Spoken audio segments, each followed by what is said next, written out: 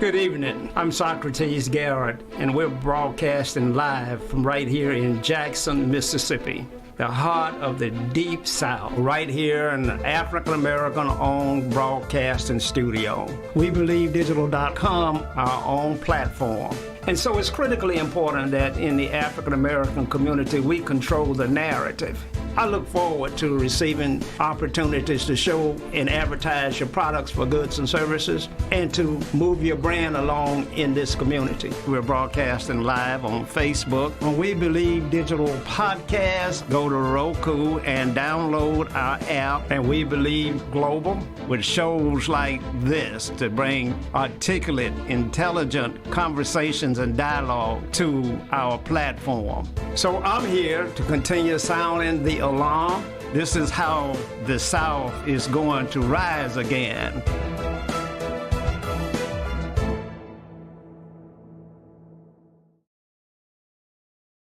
Good evening and welcome to Socrates Garrett Live. We're broadcasting live right here in Jackson, Mississippi, in the heart of the Deep South, where the graphics behind me says that the South shall rise again. And on that great day when it rises again, African Americans are going to be in charge. There's going to be a black governor and a black lieutenant governor and a black speaker of the House. And we're going to have a diverse Senate and a diverse House of Representatives in Mississippi. And we're going to see ourselves, pull ourselves up by our bootstraps. And we're going to move Mississippi from the very last position in life to somewhere in the magnificent top 20%. And when we do that, African Americans' quality of life is going to raise substantially. We're going to have the same health care that they get in other states. We're going to have the same education. We already have the best athletes in the world. We produce more pro players than any other state based upon the size of Mississippi. You see, Mississippi only has 3 million people, a little bit less than 3 million people, and 40+% of those are African Americans.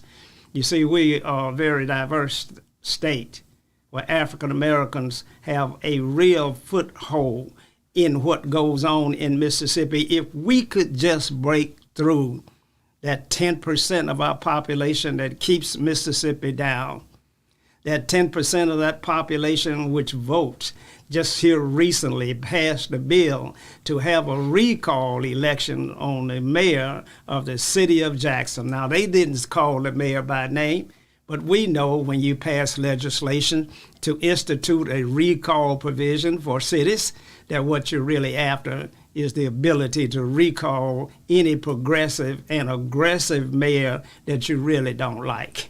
So our legislature, which is 85% white, saw fit to be passing bills of that nature. Some foolish techniques like that designed to usurp the power of African Americans. Then right behind that, 1 week later, we see a bill that's passed that says that once the water department is fixed in Jackson, Mississippi, that the state will own it, take it over, and appoint a 9-member board that runs it in a city that had such rich history. And ever since 1997, when we got our first African-American mayor, we've seen all kind of challenges to Jackson's sovereignty.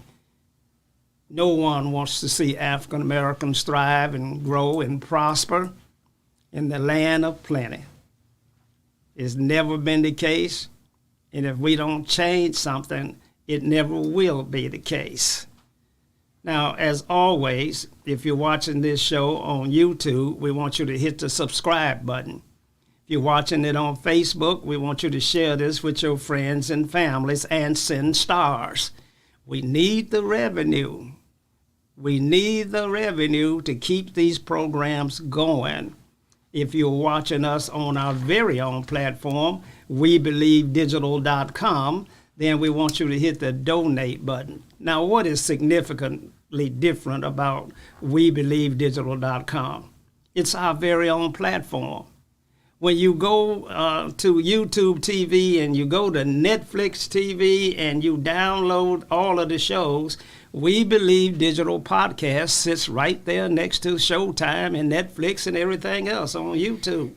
you download the app, We Believe Digital Podcast, and enjoy the kinds of conversations that you won't find anywhere else.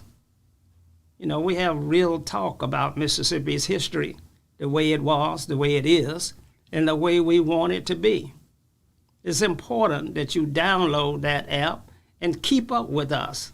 We have great content. Shows like The Herders Are Saying, it's just getting real rave reviews because it deals with the crime issue in Jackson, Mississippi. The young lady, Chantel, that hosts that show, said that there have been over 500 murders in Mississippi in the last 3 years. We have more murders per capita than any other state in the nation. Therefore, we have more murders than any place in the world.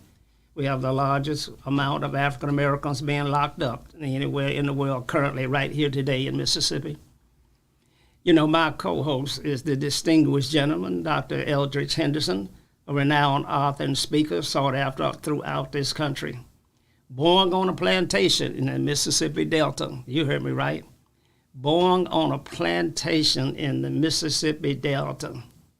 And yet he sits here today, Dr. Eldridge Henderson, and he speaks all over the world. He's not only book smart, but he's street smart. If you're born on a plantation, you street smart, because that's what it took to survive. You understand a lot of things about death and fear when you're born on a plantation, where you know that any moment that the bell could toll for you. You haven't done absolutely nothing wrong. Just happened to be born on the wrong color, the wrong place, and the wrong time. Dr. Henderson, it's always good to see you, and all good for you to be here in the studio. You don't look like somebody that was born on the plantation to me. How you feeling? Well, I feel very well up to, at this moment, 97%. I feel just if I could get about 3 more points, I reach my daily goal of 100%. That's what I strive for. Wow, and if you got to be 100%, when you're operating at 100%, what are the kinds of things that you think and do? Well, I always believe in preparing myself with a checklist. Every morning, before I leave home, I have a checklist, anywhere from 5 to 18 or 20 different things that I'm going to do today. And I check it off as I finish it. Many times I don't, because when I get to work, 15 or more things might pop up. But I always check things off and add more. And I do this, Mr. Garrett, because I don't ever want to get to the point where I don't have anything to do. If things start clearing on my book, I'm going to generate something else so I can have more to do. And I want to be like the great state of Mississippi. I want to be progressive and stay on top.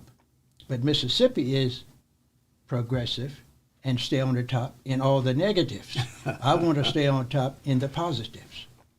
Well, Doc, let's talk about Mississippi for a minute. I mentioned to you that we have the highest number of folk incarcerated of any state in the entire world, in the entire nation. And why is that? Well, it's because most people in Mississippi are still in a position, Mr. Socrates, and I've been talking about this for some years. They just regret that they lost that Civil War, and they just can't get over it. And they also know that black people are very, very important to the economy of Mississippi. And if you turn the black people off the plantations, you're going to lose money. If you have them out in the industries, you're going to lose money.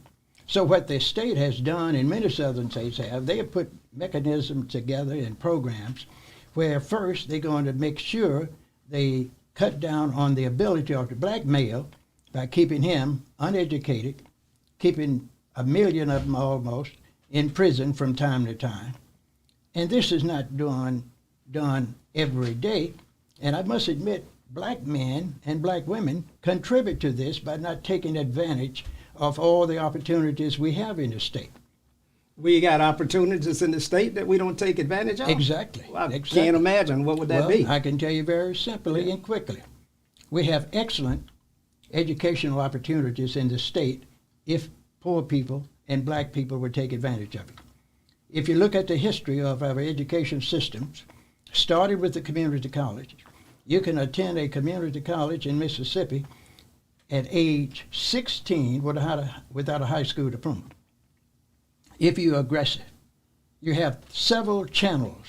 You can get in at 16, get in a GED program, or you can get in at 16 and take the work keys test, which will show the ability you have to work for an industry, and move in that direction.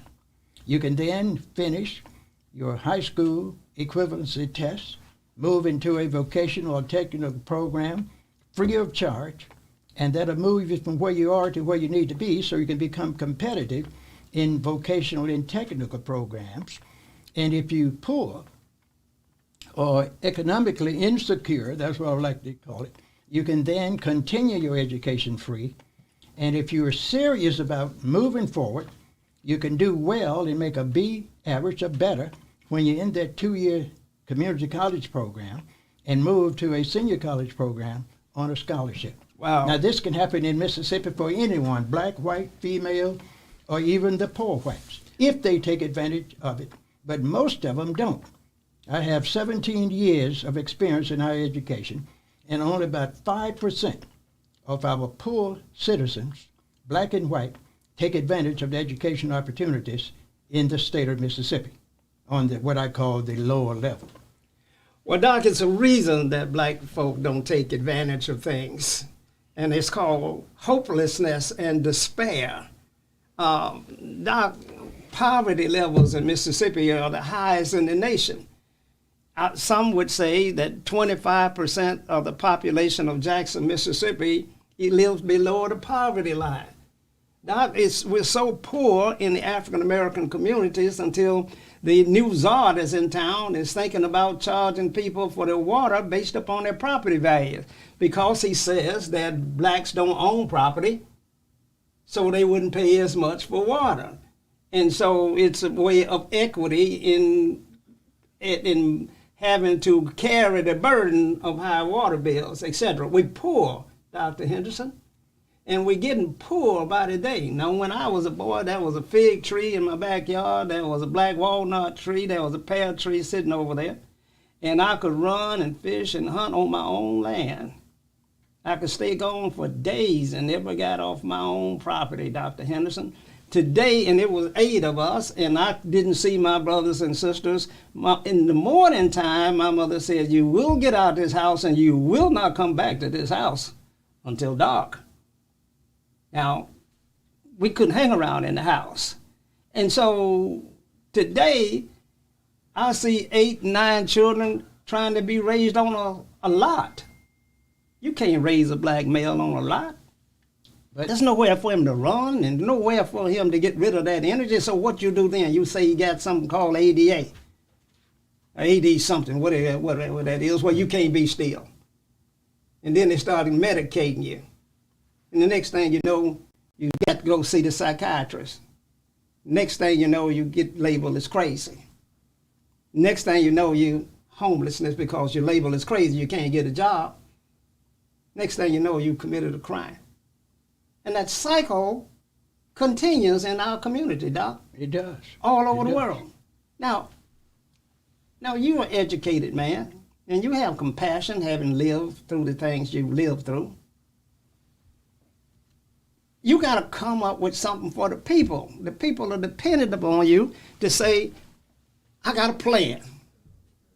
It's going to end all this hopelessness in our community. Now, I'm going to be quiet for a minute. But I need to hear your plan. Okay, well, the plan is simple. You know, for some time I've been talking about a prioritized corrective action plan. And no matter what position one is, Mr. Garrett, they must do something that is sort of difficult. Decide that I'm not happy with my situation, economically, socially, politically, and of course, personally. And they start working on what they need to correct. You have to look at your inner desires and see if you have the ability to want to improve yourself. And you start first with your education. Some people say, well, you ought to start with economics. If you don't have an education or the potential to get one and learn something, you're not going to have any economic power. So that's why I was telling people last night on my show, the first thing some of you need to do is to get a GED, what we call a high school equivalency certificate, and then look at some of the vocational and technical opportunities at community colleges, at career centers, or you can get that certificate and get into the National Guard, the military. All kinds of opportunities are there, and you do it part-time. Most black people and poor people can't afford to attend school full-time. I wanted to get a 2-year degree in a certain subject many years ago, and it took me 6 years to do it. But I worked a full-time job, attended school 6 years part-time to get a 2-year certification in a certain area. And I've been doing this continuously for years, always working, attending classes, and sometime I've had 1 full-time job, 2 part-time jobs, raised a family, and continued to work, and I do that today at my advanced age. But Doc, you came from the plantation, but I don't believe you were poor. No, I wasn't. See, I didn't know it, though. I'm going to be frank. Man, we were very, very poor. We had no money, but we had a situation similar to you, where we did have a garden. We had free meat. We had to hunt to get it. We had a stream down from the house. We could fish and get that. And anytime we couldn't catch a hunt or take from the neighbors what they had, we could always go to the plantation big house and get food, clothing, and any other gear you need. And they were so nice to us, they would put it on the book. Didn't have to pay for it until the end of the year. And that's what my parents did for 17 years. They survived, but they were smart. My mom and dad, secretly, and we didn't even know it, always managed through non-plantation work to save a few dollars. And after that 17th year on the plantation, they announced that they were going to buy some land in Hinds County, and we were going to move. And I didn't know much about economics, but I knew that land cost something called money, which we didn't have. But Mom and Dad had been saving $2 or $3 here and there, selling eggs. My dad was a so-called non-licensed barber. He could work with 2 or 3 friends and fix his car and other cars. He cut wood. He dug foundations for construction companies. Did all kinds of things. And he decided that he would get an old raggedy truck and he would take people to work and charge them 25 cents a day, 5 or 6 men. Now that means he had to go early, stay late, but they saved that money and was able to get a down payment on some land. And after 17 years, we were semi-free. But the plantation owner that has been helping us so many years told my dad that he was making a mistake. I shared this with you before. He said, you shouldn't be leaving. So you got everything you need. Now you're going to go over there, you're going to have to struggle on your own. How you going to feed those children? He called us children. How you going to feed all those children? There were 6 of us. And my dad said something to the effect, I don't know. But you know, a lot of black people believe in the Lord. Say the Lord will make a way. But he said you shouldn't leave, but if you want to come back, you can do it, because I don't think you're going to make it. Wow. My dad didn't look back. Wow. A lot of people went back, Doc. I understand. A lot of them went back, I guarantee you. That's right. I have relatives that did the same thing in the early 60s. But many of them are still on the plantation.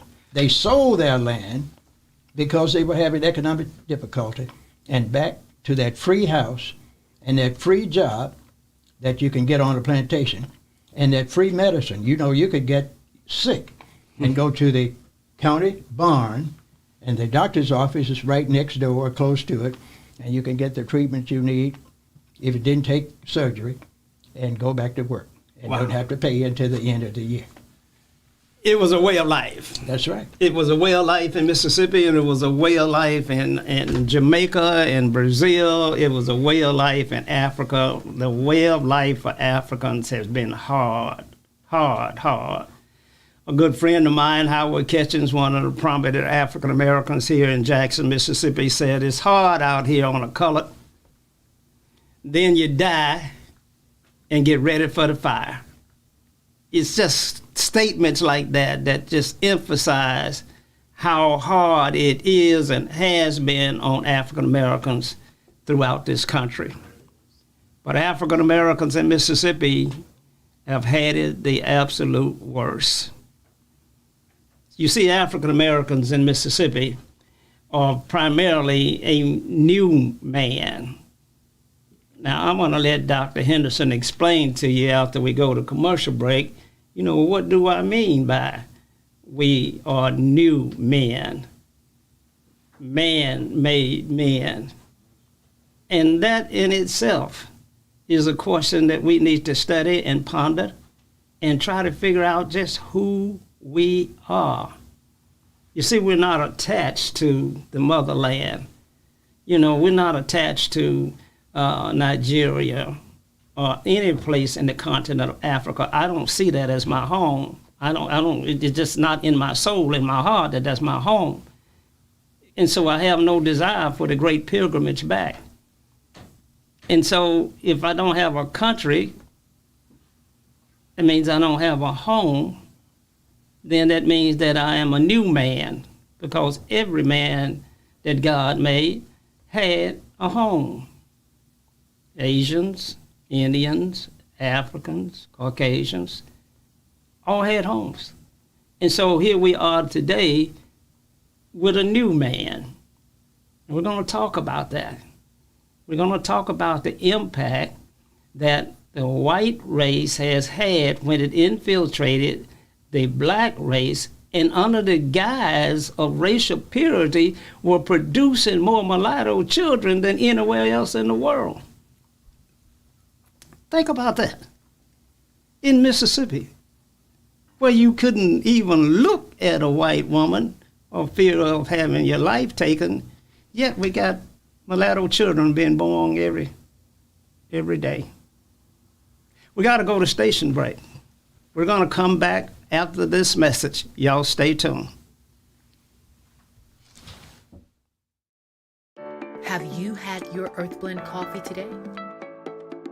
At Earth Blend Coffee, we take pride in offering you the very best of beans across the world, blended and roasted to perfection, giving you superior quality and satisfying and flavorful taste.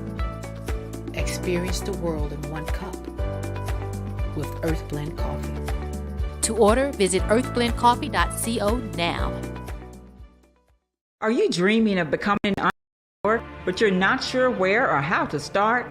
At Entrepreneurs Academy 101, our online program will guide you step by step on how to start and grow your own business. We offer courses such as how to write a business plan, how to create a budget, and so much more. Our online training program is designed for you to learn at your own pace, and there's no set order to complete this program. Because our academy is online, you have the choice to learn with a group, with friends, or individually. Upon completion of the entire curriculum, you will receive a certificate of achievement to acknowledge that you have completed the training needed to become a successful entrepreneur. So enroll today to design the life that you love. Contact your entrepreneur coach, Brenda Myers, at 601-672-0695 or visit our website at www.entrepreneursacademy101.com for more information.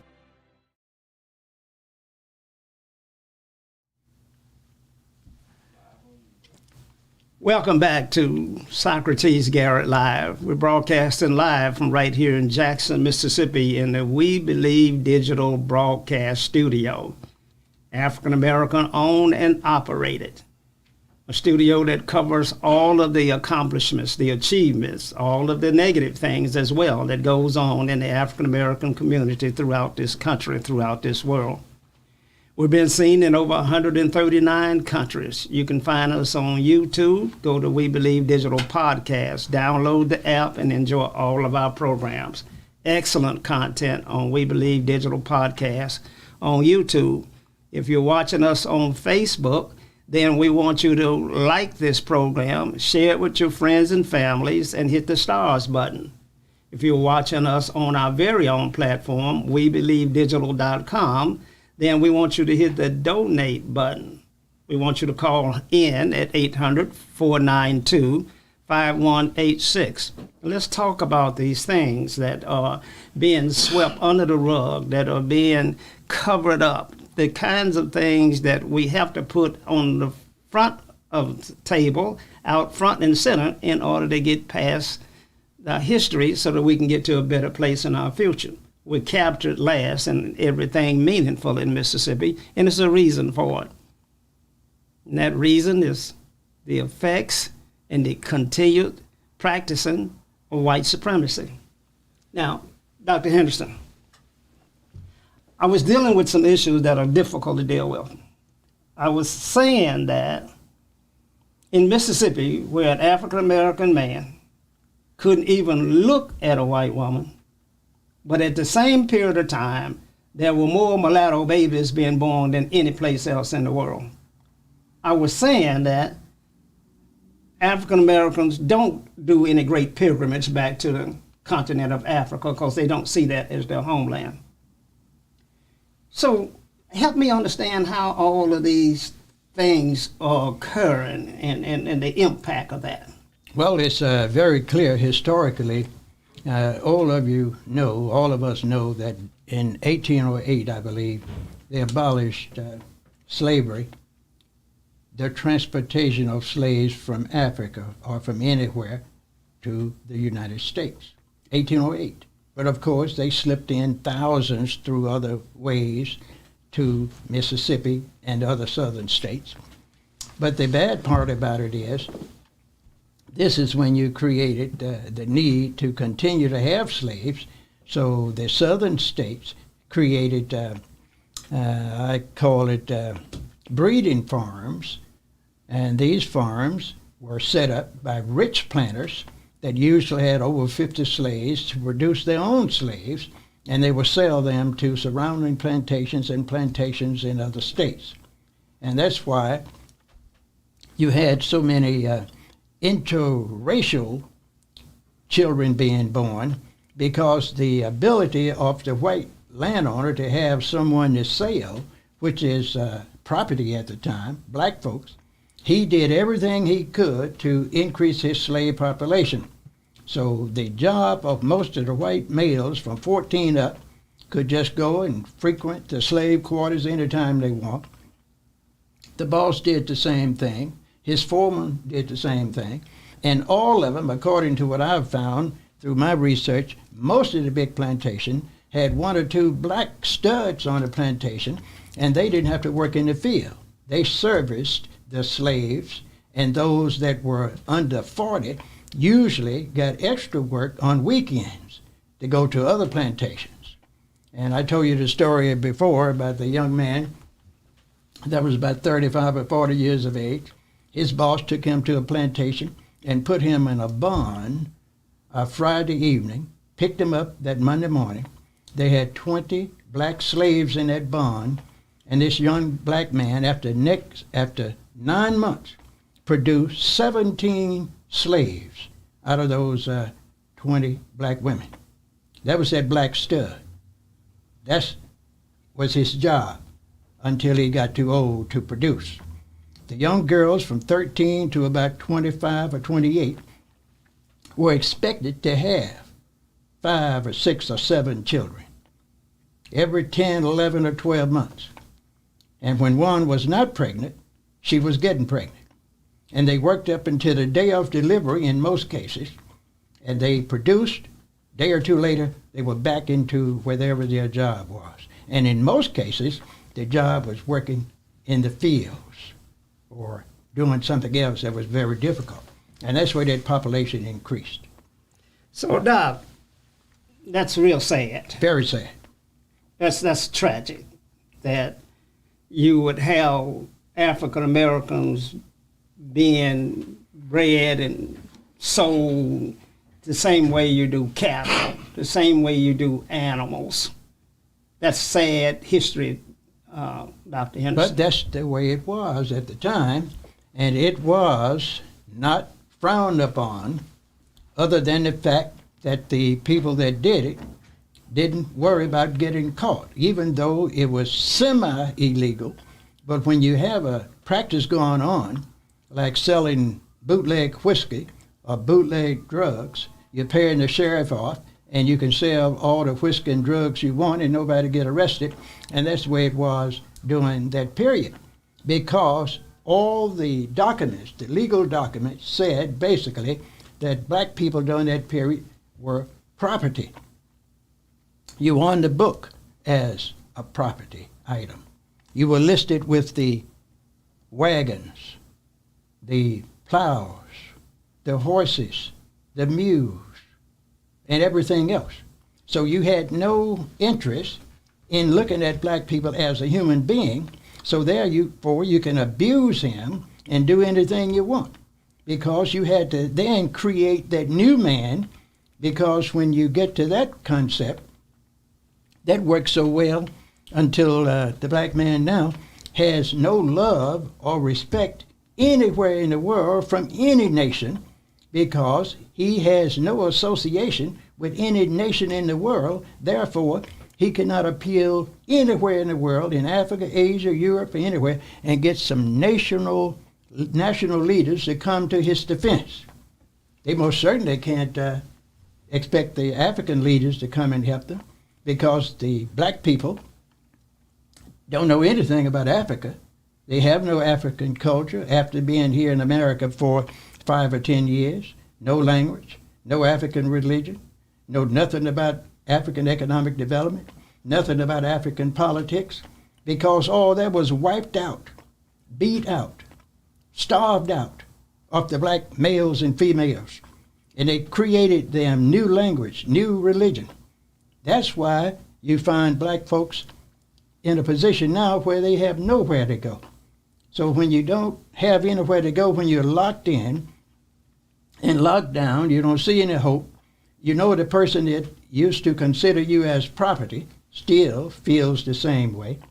You look at the people that raised you, they didn't have the ability to get you what you need to be a real human being. So now you curl up and start hating self. You degrade yourself by doing things that's not appropriate. You then raise children and you use those same strategies on them, beat them down, have children that you can't afford because that's in your culture. You don't marry now like they used to do even during my time.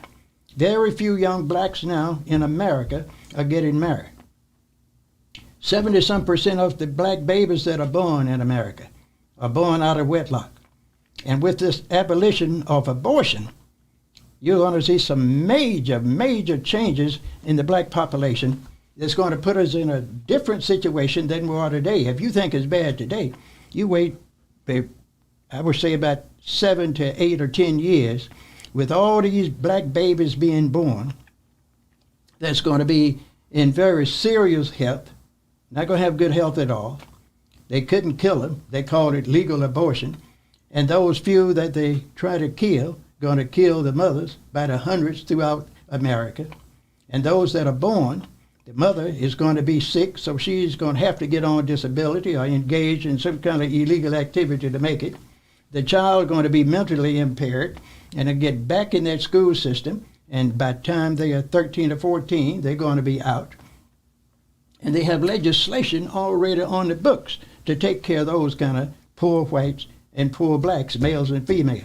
The blacks specifically going to be put in jail, and they usually start in that early age, 15, 16, and they get in juvenile system around 8, 9, and 10.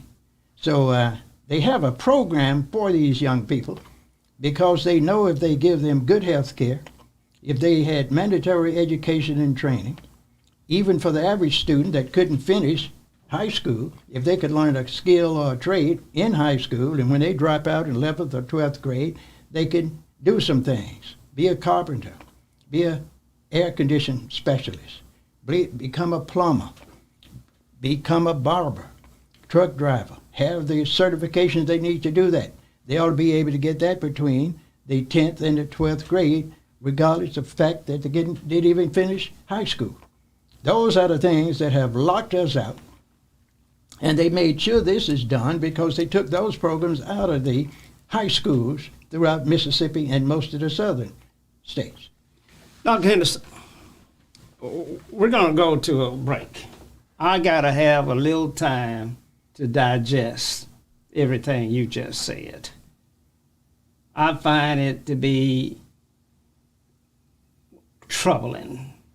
I find it to be something that if we don't turn around or correct, that our survival as a race is threatened. It is jeopardized, but there is a solution to it. Well, I certainly want to hear the solution because the things that you just said just resonated so deep inside of my spirit, and that I knew that there better be some corrective action, that we better implement some strategy, we better come together as a people, we better find a way to stop this spiraling downward that we're seeing and that you are forecasting could get worse. It's definitely going to get worse before it gets better. I guarantee you that, and I can prove it. We're going to go to a station break. You're watching Socrates Garrett Live. We're broadcasting live from right here in Jackson, Mississippi, in the heart of the Deep South. Yes, one day the South shall rise again. And this time we're going to rise with it as African Americans. This time we're going to have full citizenship. We're going to be part of the economy in the mainstream. We're not going to play on the Chitlin circuit. We're going to play in the mainstream. We're going to build Black Wall Street in Mississippi. We're going to do it again. And we're going to put our collective genius in place to make things better right here in Jackson. Now, if you're watching us on YouTube, we want you to download our app at We Believe Digital Podcast and watch us each and every evening. You know, we sit there with the app right between Showtime and Netflix. So go there, download the app, We Believe Digital Podcast. Enjoy our shows. Subscribe to us on YouTube. If you're watching us on Facebook, then we want you to share this with your friends and families, like the program, and send stars. If you're watching us on our very own platform, WeBelieveDigital.com, then we want you to hit the donate button. We need your help financially to keep these programs going. You know, WeBelieveDigital.com is our own platform, and it's uniquely different from the things you'll find on Facebook and on YouTube and things of that nature.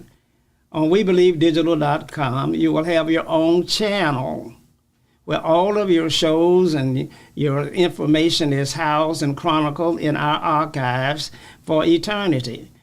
Every pastor that's out there would have his own channel. Right now, we enjoy Bishop Ronnie Crudup, for example, New Horizon Church. Every Sunday morning at 8 o'clock and at 11 o'clock, they're live on WeBelieveDigital.com. But now we could have 20 pastors going live at the same time on WeBelieveDigital.com. Uniquely different. The local television station can only show you one show at a time on WLBT, WAPT, WJTV, whatever you want to call them. They can bring you some shows on Sunday morning, but one at a time. At 8, you watch that one. Then at 9, you see another one. But at WeBelieveDigital.com platform, you can watch New Horizon, New Jerusalem, New Hope Baptist Church, St. Peter's Church, Emmanuel Temple Church, all at 8 o'clock on the same platform. So we're uniquely different, and we're African-American owned. You know, we appreciate the work of the Black Information Network, and that Hallelujah 99.5 is out there trying to put forth, and we appreciate the good work of Roots Magazine, but we want black folk to tell their own story. You know, it's just critically important. Otherwise, the history gets lost all over again. And we start to have things that we struggle with today with no identity, not knowing who we are and where we came from and what our worth and value is, the thing that Dr. Henderson was talking about. So stay tuned, and we'll be right back after this commercial. Have you had your Earth Blend coffee today? At Earth Blend Coffee, we take pride in offering you the very best of beans across the world, blended and roasted to perfection, giving you superior quality and satisfying and flavorful taste. Experience the world in one cup with Earth Blend Coffee. To order, visit earthblendcoffee.co now.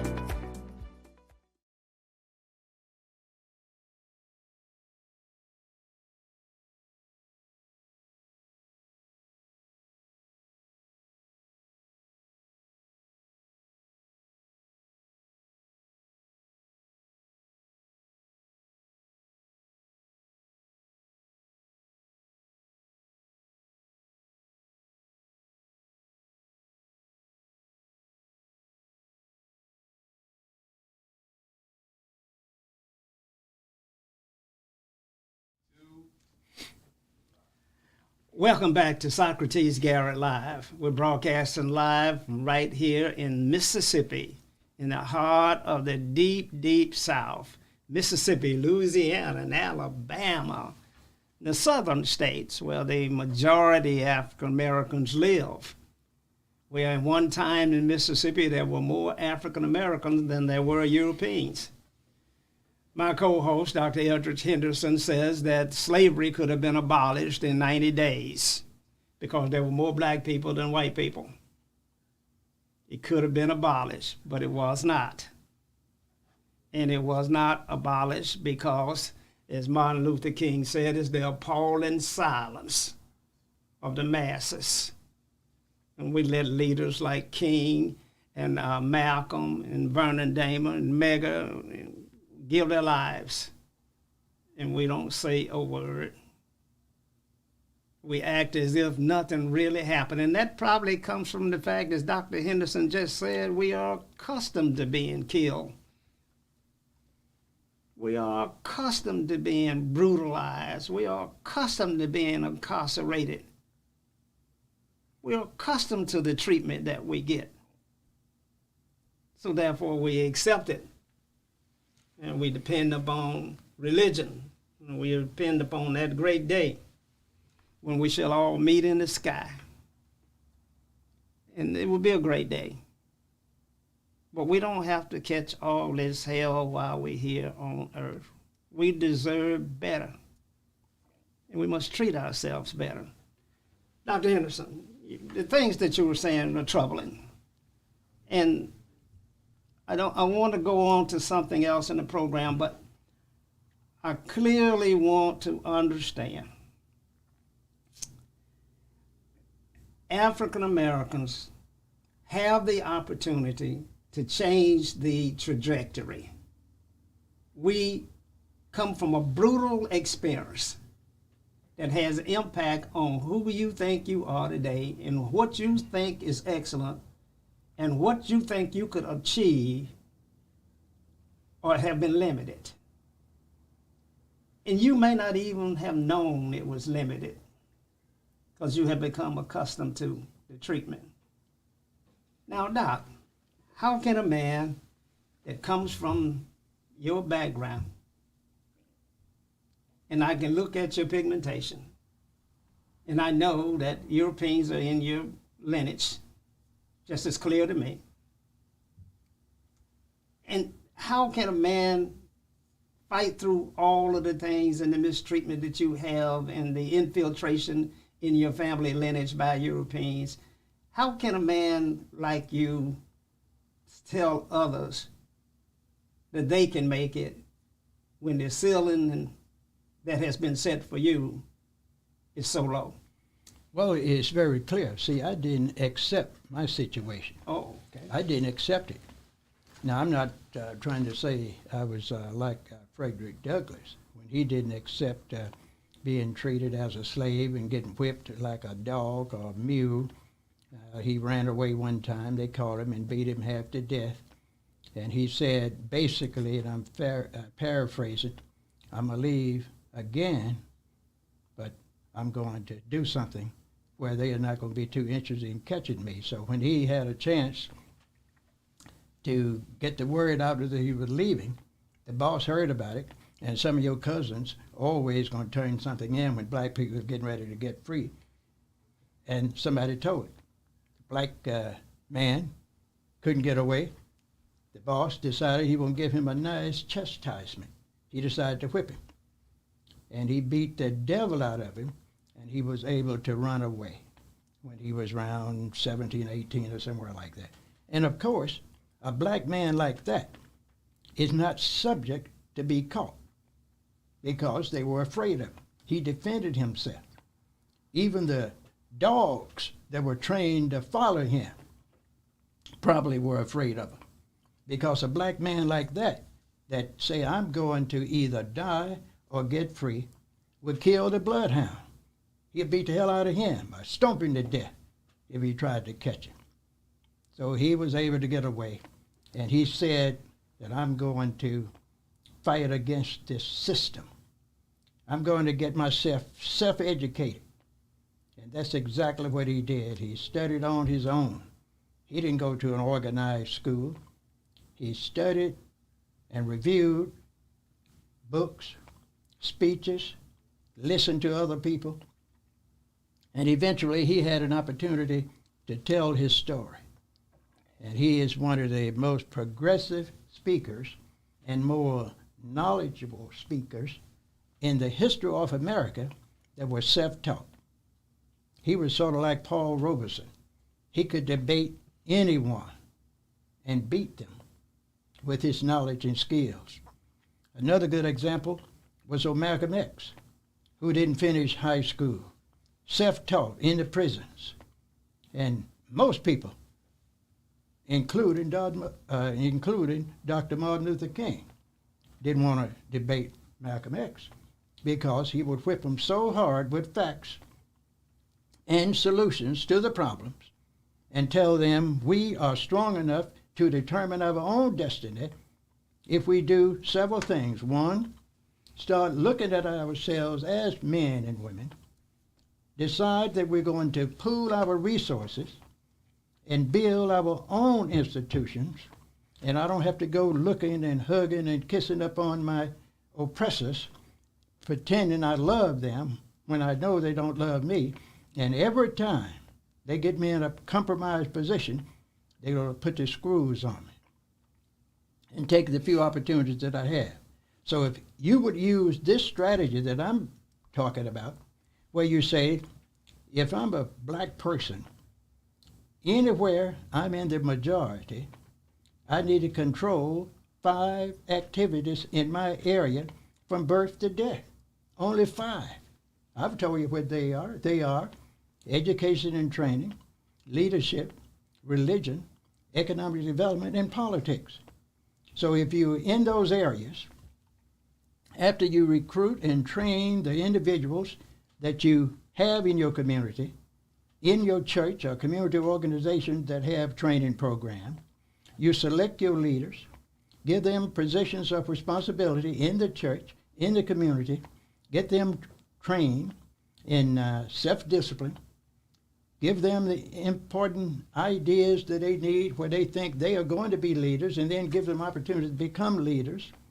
Then you encourage them to work in the community on committees, working with the government, get on positions in position of responsibility while they're in their late teens and early 20s, working as a volunteer with the mayor, with the county supervisors, as leaders and administrators in community organizations.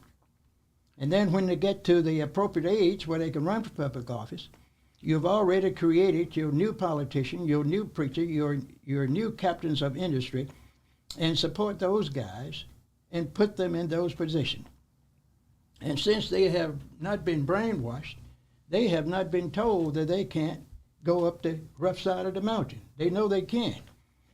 So the first thing that they are going to do when they're already been trained to be leaders and they get into political jobs, when they get into the positions where they're captains of industry, the first thing they're going to start looking at the fact that I am a man, I am a woman. I'm going to determine my destiny in economic development.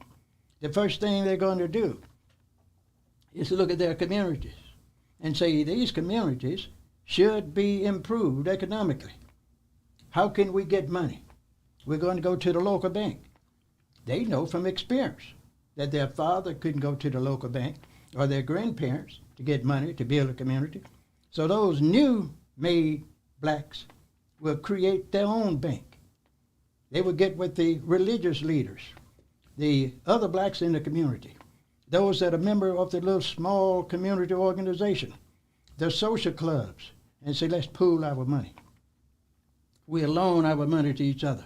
And we are going to redline our area. We're going to re-redline it. We're going to put a checkage system here. And we are going to decide in a certain zone that's 2 or 3 miles in diameter that we're going to rehab it. We're going to build and rehab homes. We're going to build and rehab old businesses. We're going to build new institutions, supermarkets, put our own bank branch in that area. And that's areas where you're in the majority.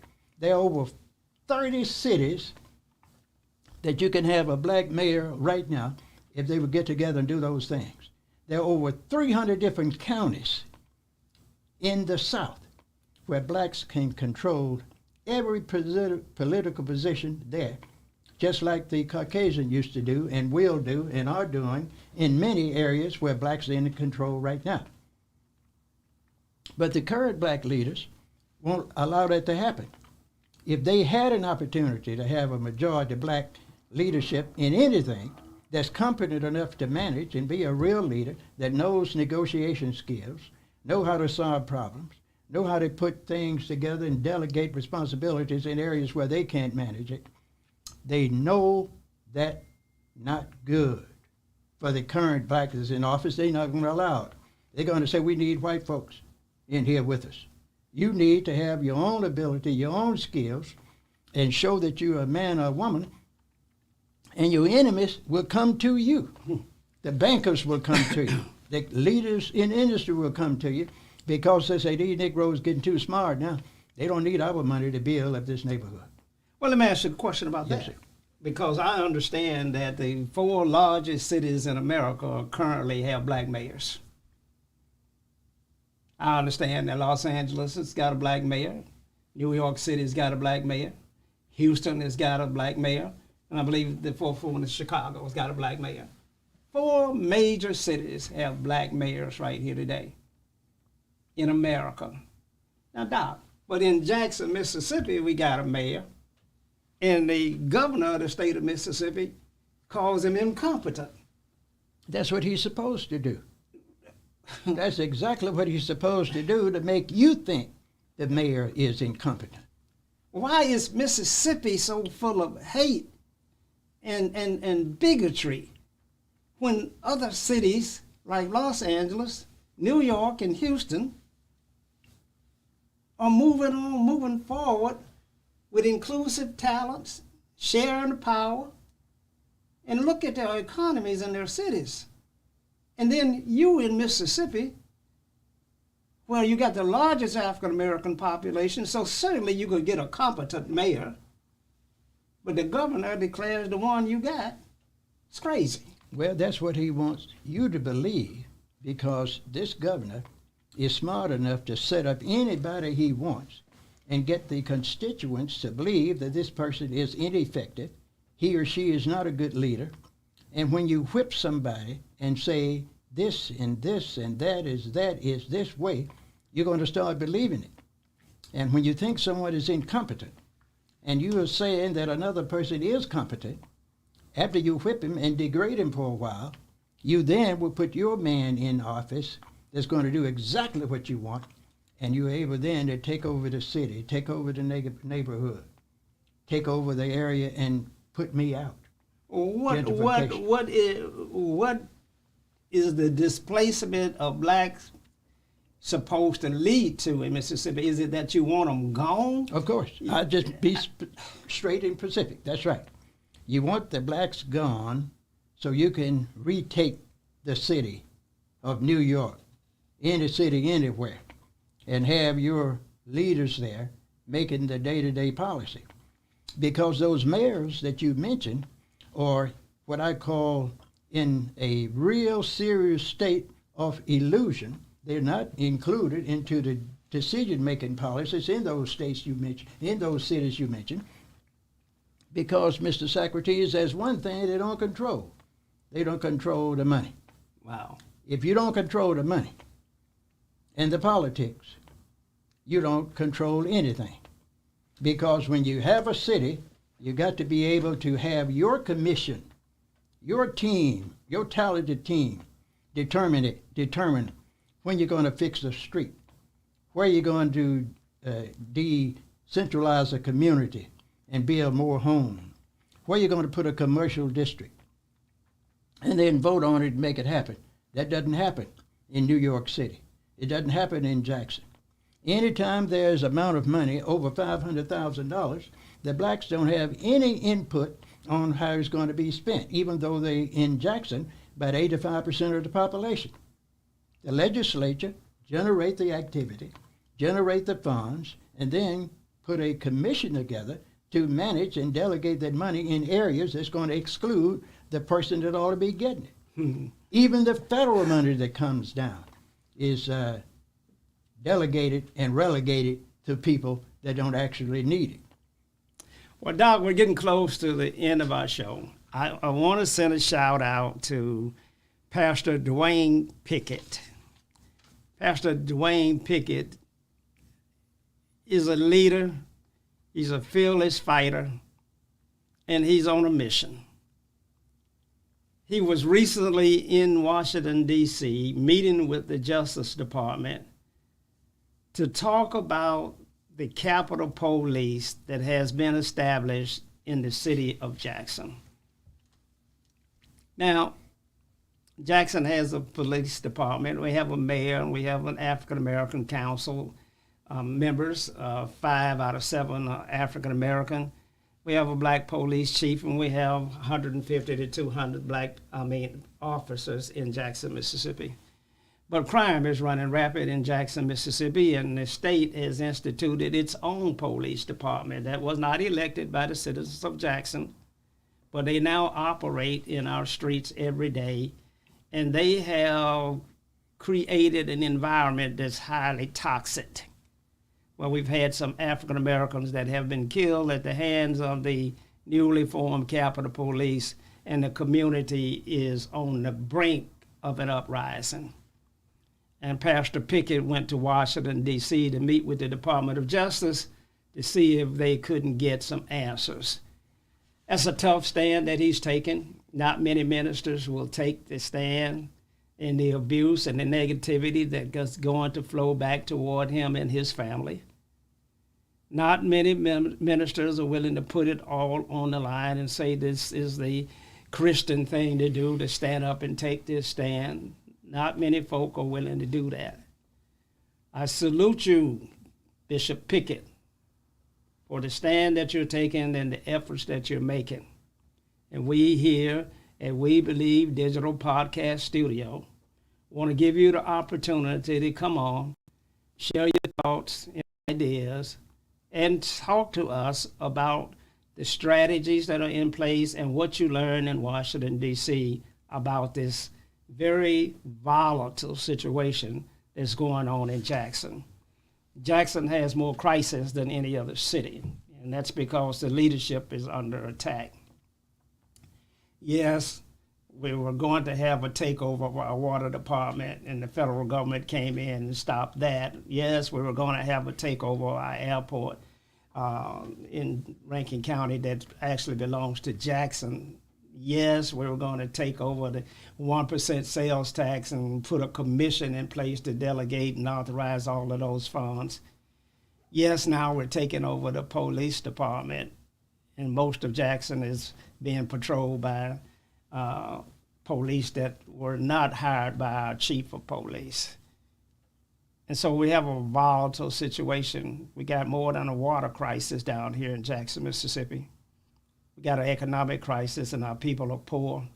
Our people are incarcerated at greater rates than any place else. The city is under siege. And so we salute Dr. Bishop Dwayne Pickett for the work that he's doing. I want you to stay strong out there, sir. And somebody has got to take a stand. There was the one who said, if not now, then when? And if not me, then who? It's you, Dr. Pickett. The cross that you picked up is heavy, and there are difficult days ahead. But our prayers and our finances are with you. Dr. Henderson, Yes, we're sir. getting ready to close. Any parting shouts for America? Well, one thing that we must do as black people and poor people in America, including worldwide, is wherever you in the majority, you have to take over the power and the money and the policy making in order to make things happen. And you can't expect to get it from outside sources. We have those funds ourselves.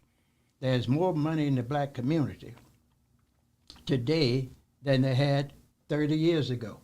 But the money has always been spent on consumer items. We don't build anything. We don't make anything. We depend on others for our survival. If a store, a food store, goes out of business in any community in the black community, the mayor, the county supervisor start begging one of the big chains to come back. Please come back. And all they have to do is organize the local community representatives in the political sphere, in the community that have leadership ability to pool their resources, use their expertise, and open their own store for that community. Go to the same suppliers and get the goods and services you need to put in your store. They can do the clinics the same way. When you have the money, you can buy anything you want, even from your enemies. And then when you have the leadership and know how to delegate to people that can do what you can't do, you will then build a respectable community, and you can control the politics, the economics, the religion, and education in those areas. And if you can do that for 15 or 20 years, you can be governor, lieutenant governor, secretary of state, without having yourself in a position where you're 50% of the population. Because once you get to the point where you are effective economically and you have control of the delegation of goods and services, others will come to you as what we call a partner, just in order to get close to you to get what you have. And that's when you use your skill to get those positions where you lock in your power, you lock in the resources, you lock in the delegation ability where you don't give people jobs where they're going to determine the policy in your organization. You don't give your enemies a job where they're going to purchase goods and services with your money. You give them a position where they're going to be what I call sitting out there looking good, like they do current blacks that they put on committees and on board of directors throughout Mississippi and throughout the nation. You're always outvoted. You have to put your people in office that's going to vote for you and not vote for them. So if we don't do this, control our area in the 5 areas of activities that I mentioned, and use the power, your resources, and then make policies and put your own people there, you're not going to do anything but have tougher days ahead. And they're going to get tough if we don't do just that. So there you have it. Dr. Henderson brings solutions. We do talk about the problems, but as you just heard, he has a plan that if Americans and African Americans in particular would implement, we could change the direction that things are going in. We want you to stay safe out there. Until next week, have a good evening.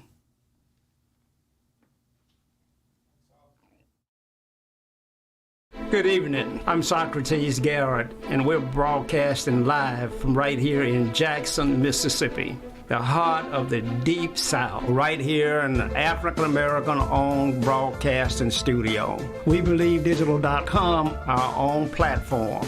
And so it's critically important that in the African-American community, we control the narrative. I look forward to receiving opportunities